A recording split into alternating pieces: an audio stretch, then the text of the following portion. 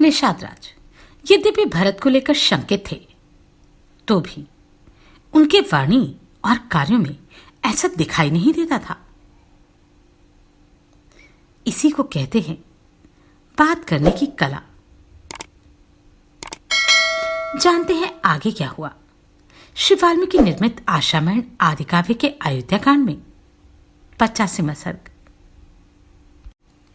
निषादराज गुहे के ऐसा कहने पर महाबुद्धिमान भरत ने युक्ति और प्रयोजन युक्त वचनों में उसे इस प्रकार उत्तर दिया। भैया, तुम मेरे बड़े भाई श्री राम के सखा हो, मेरी इतनी बड़ी सेना का सत्कार करना चाहते हो। यह तुम्हारा मनोरथ बहुत ही ऊंचा है, तुम उसे पूर्ण ही समझो। तुम्हारी श्रद्धा से ही हम सब लोगों का सत्कार हो गया। यह कहकर महातेजस्वी श्रीमान भरत ने गंतव्य मार्ग को हाथ के संकेत से दिखाते हुए पुनः गुह से उत्तम वाणी में पूछा। निषादराज, इन दो मार्गों में से किसके द्वारा मुझे भरद्वाज मुनि के आश्रम पर जाना होगा? गंगा के किनारे का यह प्रदेश तो बड़ा गहन मालूम पड़ता है, इसे लांघकर आगे बढ़ना कठिन है। बुद्धिमान राजकुमार भरत का यह वचन सुनकर वन में विचरने वाले गुह ने हाथ जोड़कर कहा, महाबली राजकुमार, आपके साथ बहुत से मल्लाह जाएंगे जो उस प्रदेश से पूर्ण परिचित तथा भलीभांति सावधान रहने वाले हैं। इनके सिवा मैं भी आपके साथ चलूंगा, परंतु एक बात बताइए, अनायास ही महान पराक्रम करने वाले श्री रामचंद्र जी के प्रति आप कोई दुर्भावना लेकर तो नहीं जा रहे? आपकी यह विशाल सेना मेरे मन में शंका से उत्पन्न कर रही है। ऐसी बात कहते हुए गुह से आकाश के समान निर्मल भरत ने मधुर वाणी में कहा, निषादराज, ऐसा समय कभी ना आए। दूसरी बात सुनकर मुझे बड़ा कष्ट हुआ। तुम्हें मुझ पर संदेह नहीं करना चाहिए। श्री रघुनाथ जी मेरे बड़े भाई हैं, मैं उन्हें पिता के समान समझता हूं।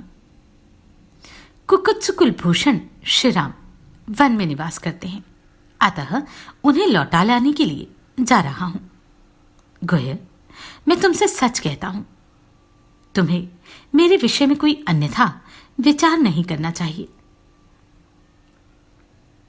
भरत की बात सुनकर निषादराज का मुंह प्रसन्नता से खिल उठा। वह हर्ष से भरकर पुनः भरत से बोले, आप धन्य हैं जो बिना प्रयत्न के हाथ में आए हुए राज्य को त्याग देना चाहते हैं। आपके समान धर्मात्मा मुझे इस भरतमंडल में कहीं नहीं दिखाई देता।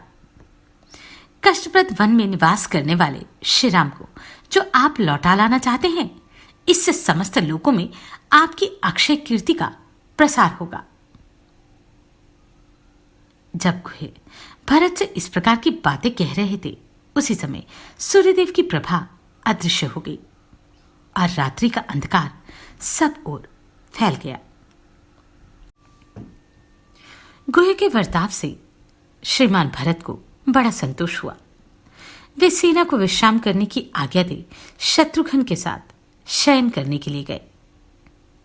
धर्म पर दृष्टि रखने वाले महात्मा भरत शोक के योग्य नहीं थे, तथापि उनके मन में श्री रामचंद्र जी के लिए चिंता के कारण ऐसा शोक उत्पन्न हुआ जिसका वर्णन नहीं हो सकता। जैसे वन में फैले हुए दावानल से संतप्त हुए वृक्ष को उसके खोखले में छिपी हुई अग्नि और भी अधिक जला देती है, उसी प्रकार दशरथ मरणजन्य चिंता की आग से संतप्त हुए रघुकुल नंदन भरत को वह राम वियोग से उत्पन्न हुई शोकाग्नि और भी जलाने लगी। जैसे सूर्य की किरणों से तपा हुआ हिमालय अपनी पिघली हुई बर्फ को बहाने लगता है, उसी प्रकार भरत शोकाग्नि से संतप्त होने के कारण अपने संपूर्ण अंगों से पसीना बहाने लगे। उस समय कैकेयी कुमार भरत दुख के विशाल पर्वत से आक्रांत हो गए थे।